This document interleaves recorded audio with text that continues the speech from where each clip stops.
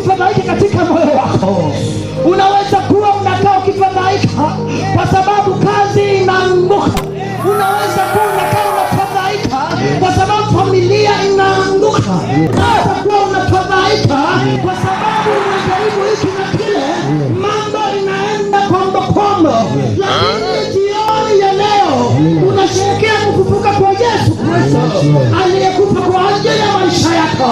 Inakuja kutangazia kwamba vilivyokataa vitakubali, aliyekataa atapendwa.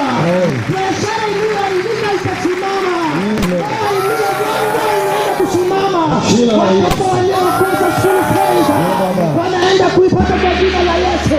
Duka iliyoanguka itasimama kwa jina la Yesu. Tumaini Yesu Kristo aliyekufa kwa ajili yetu, ili tuweze kumtumainia yeye na maisha yetu itasimama. Tumainie Yesu Kristo na huu mji wa Berethini utasimama. Familia yako mpendwa itasimama. Biashara yako mpendwa itasimama. Haleluya. Amen. Sema woo!